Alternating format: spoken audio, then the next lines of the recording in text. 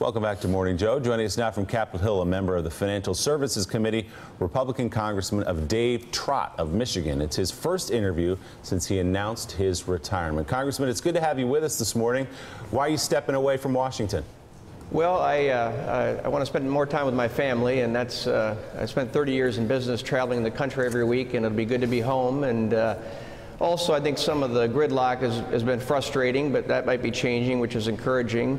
And lastly, I looked at the next year, and because of competitive districts and the cost of campaigns, I really thought I'd be spending every waking moment for the next year raising $2 to $3 million to get reelected, and I thought there was a better way to use my time. Well, we respect your decision to spend more time with your family, of course, but I want to focus on the second part of your answer, which is the gridlock in Washington.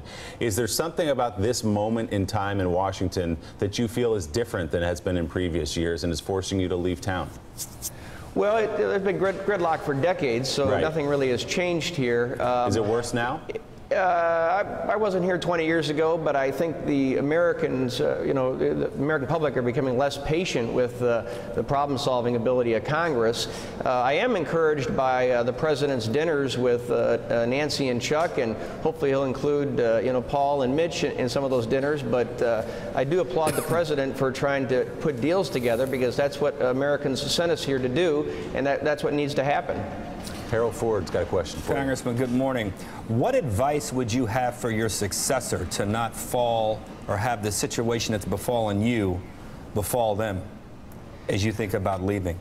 Well, I think they need to come in with their eyes wide open. Again, this place has been dysfunctional for a long time, and it's not the president's fault, it's not the speaker's fault, it's been that way for decades, and they need to understand that also it's not really a job, it's a way of life. It's morning, noon, and night, and I applaud and respect greatly the people that serve in Congress. They are a great, talented group of people who really are very dedicated, and most people don't realize how hard they work, and I know most people want to hear that because they hate Congress, but it's a wonderful group of people, very talented group, on both sides of the aisle, but it's morning and night as far as your commitment. Hey, Congressman, let me ask you about the deal that may have been struck last night. Right now, it's just the outlines of the deal, and but the president is tweeting this morning that it seems that he wants a deal for Dreamers, so they're not kicked out of the country. And in exchange for that, he wants tougher border security. Now, both of those issues are very popular with the American people.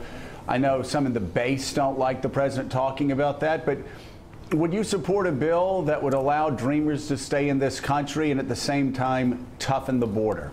Absolutely. I applaud the president. I've been critical of him in the past on a few issues, but this is exactly what the president should be doing. This is what Reagan did with Tip O'Neill. This is what Clinton did with Newt, and this is what we expect our president to do. And we've got to solve the DACA problem. We've got to secure our border.